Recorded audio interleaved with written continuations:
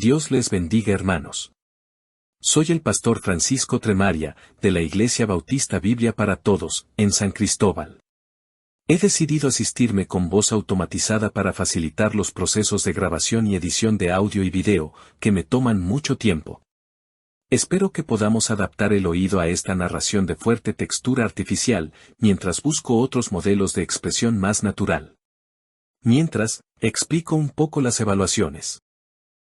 Como puede ver en el sílabo, el texto que vamos a usar es el libro Historia del Fundamentalismo Bíblico, que hice para ordenar un poco las varias fuentes que hablan de este tema, colocándolo de manera concisa y detallada.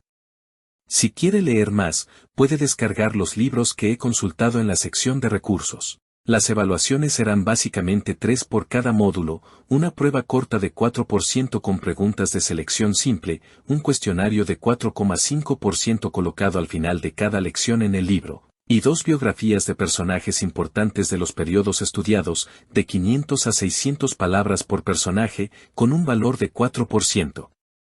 No más que eso serán las asignaciones. Advierto 2 cosas importantes. La primera es que no soy responsable, ni el CEBEL, de la vida personal de los individuos mencionados en el curso o de los escritores de los textos consultados. Lo segundo es que siendo que estamos estudiando en un seminario bautista, si considero que su redacción contiene elementos divergentes con la doctrina institucional, su trabajo será aplazado. En el libro y en el sílabo abordo con más detalle estas advertencias pertinentes. Cualquier pregunta pueden escribir, a veces me tardo un poco, pero trato de responder. A veces también me tardo corrigiendo sus asignaciones, pero no se preocupen que sus notas están seguras. La genealogía de la verdad. El remanente fiel y los pilares del fundamentalismo bíblico. Hoy iniciamos un viaje histórico y teológico. No vamos a estudiar una corriente moderna o un fenómeno sociológico aislado. Vamos a rastrear lo que llamaremos la genealogía de la verdad. Este estudio busca mostrar que la fe que profesamos no es una invención reciente, sino la expresión contemporánea de una cadena ininterrumpida de fidelidad que se remonta a los apóstoles. Vamos a desafiar los mitos populares para descubrir que el fundamento de nuestra fe es, en esencia, el mismo que defendieron hombres y mujeres que prefirieron el martirio antes que negociar la verdad. Existe una narrativa dominante, promovida por el secularismo y también por algunos círculos académicos, que retrata al fundamentalismo como una patología. Se nos dice que es una reacción violenta del siglo XX, un fenómeno oscurantista nacido en el sur rural de Estados Unidos. Sin embargo, el historiador eclesiástico que se somete a la autoridad de las Escrituras descubre una realidad muy distinta. Lo que hoy llamamos fundamentalismo es, en realidad, la preservación orgánica de la fe neotestamentaria. Es la supervivencia de la fe que ha sido una vez dada a los santos, como nos dice Judas en su epístola. No es una teología nueva, es la resistencia ininterrumpida ante el compromiso secular y la herejía establecida. Y esto no lo decimos solo nosotros. En 1925, Curzon Blake, un teólogo liberal de la Universidad de Harvard, hizo una admisión sorprendente, admitió que es un error pensar que el fundamentalismo es una innovación.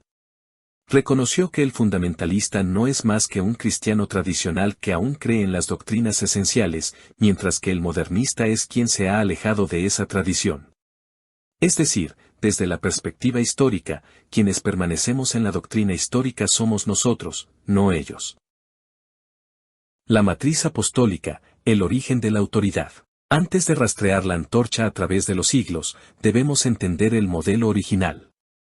La salud espiritual del pueblo de Dios siempre ha dependido del carácter de sus líderes. Aquí debemos hacer una distinción crucial, la diferencia entre vocación y carrera. La vocación es un llamamiento divino soberano. No es una decisión humana basada en estabilidad económica o prestigio. Es una imposición sagrada. El apóstol Pablo lo expresó con claridad cuando dijo, «Ay de mí si no anunciare el Evangelio». Eso es vocación, una necesidad impuesta por Dios. Jeremías es el ejemplo paradigmático, «Antes que te formase en el vientre te conocí». En contraste, la carrera es un producto del pragmatismo contemporáneo. Es cuando el ministerio se percibe como una opción laboral más, un medio para alcanzar éxito personal.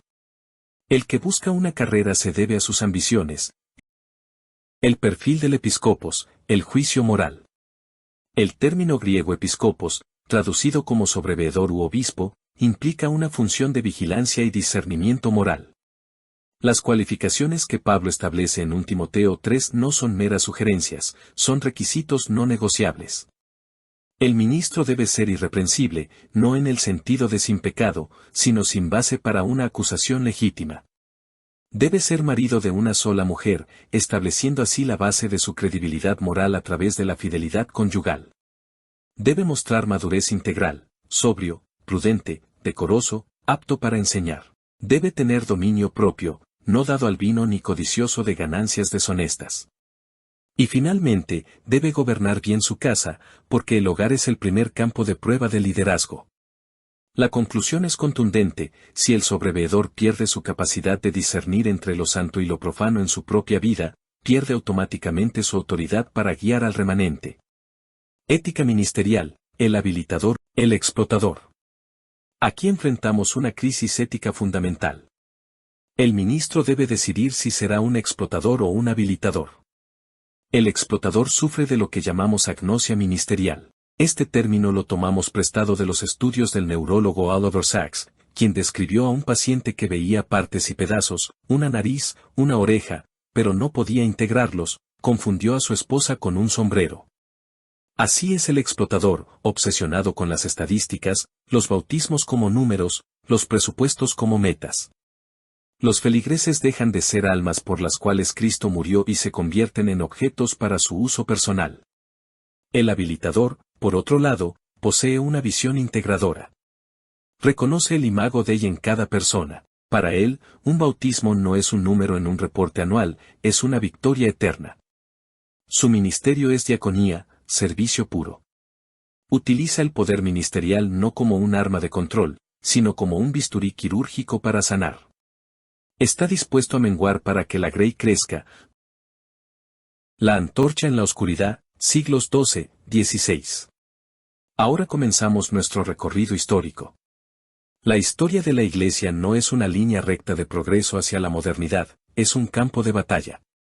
Mucho antes de la Reforma Protestante del siglo XVI, existieron grupos que representaron la resistencia bíblica. Frente a un sistema mayoritario que había sustituido la autoridad de la palabra por la tradición humana y la coerción política, surgió el remanente fiel. Estos pequeños grupos disidentes funcionaron como eslabones ininterrumpidos en la cadena de la verdad. Prefirieron la persecución, el exilio y la muerte antes que doblar la rodilla ante el compromiso secular. Vamos a detenernos en tres de estos grupos que iluminaron la oscuridad: los valdenses en el siglo XII, los hermanos bohemios en el siglo XV y los anabautistas en el siglo XVI. Los valdenses, siglo XII. En el siglo XII, en Lyon, Francia, un rico comerciante llamado Pedro Baldo experimentó una conversión radical al leer los evangelios. Impresionado por el llamado de Jesús, distribuyó sus bienes y comenzó a predicar. Nacieron así los pobres de Lyon. Sus pilares fueron dos. Primero, la palabra en lengua vernácula. Baldo encargó la traducción del Nuevo Testamento al provenzal. Por primera vez, la gente común podía leer la Biblia en su propio idioma. Segundo, la predicación laica. Hombres y mujeres predicaban basándose exclusivamente en las Escrituras, desafiando el monopolio eclesiástico. Su resistencia doctrinal fue notable: rechazaron la autoridad papal, negaron la transubstanciación y el purgatorio, y afirmaron el sacerdocio de todos los creyentes. Por esto, fueron excomulgados en 1184 y condenados en 1215, pero sobrevivieron refugiados en los valles alpinos. Cuando llegó la Reforma Protestante, los valdenses se unieron naturalmente a ella, reconociendo en Lutero y Calvino a aliados en la misma lucha. Los hermanos bohemios, siglo XV. Un siglo después, en el corazón de Europa Central, surge otro movimiento ligado al martirio de Jan Hus. Hus, rector de la Universidad de Praga, predicó contra la corrupción papal y la venta de indulgencias. Fue convocado al concilio de Constanza con un salvoconducto del emperador, pero fue arrestado y quemado en la hoguera en 1415. Mientras las llamas consumían su cuerpo, Hus oraba y cantaba salmos. Su muerte, lejos de silenciarlo, amplificó su testimonio. De su legado surgió la Unitas Fratrum, los hermanos bohemios.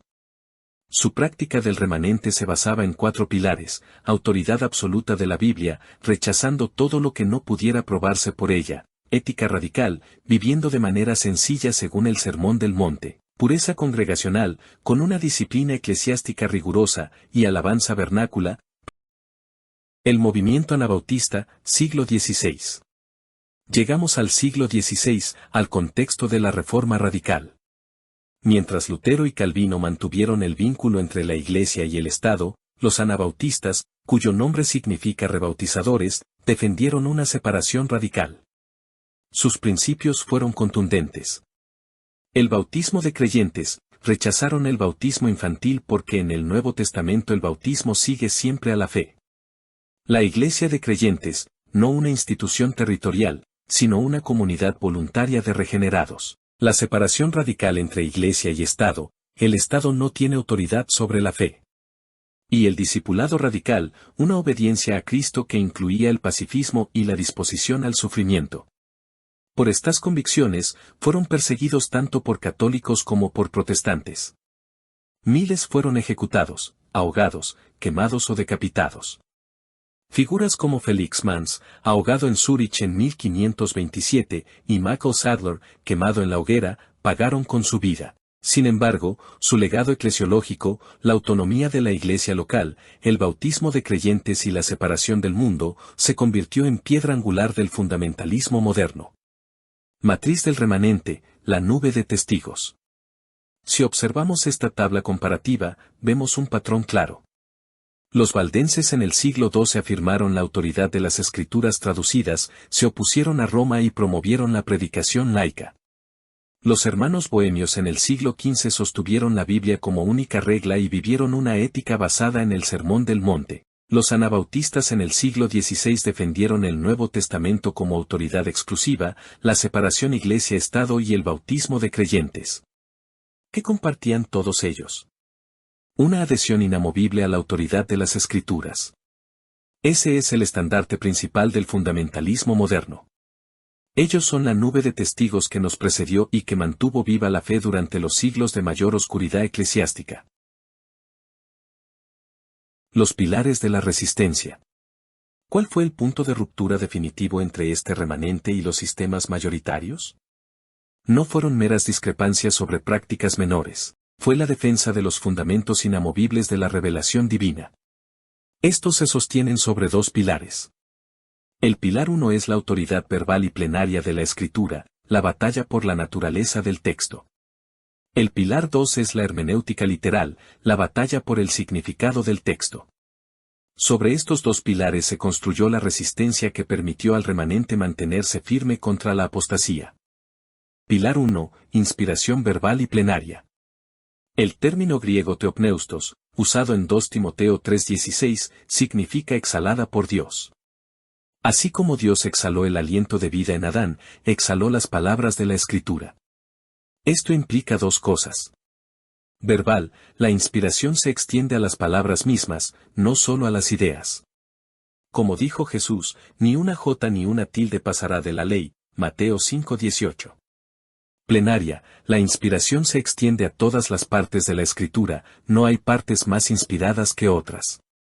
Aquí está el contraste fundamental. El liberalismo afirma que la Biblia contiene la palabra de Dios, es decir, el hombre debe discernir qué partes son divinas y cuáles no. Esto otorga al hombre la autoridad final.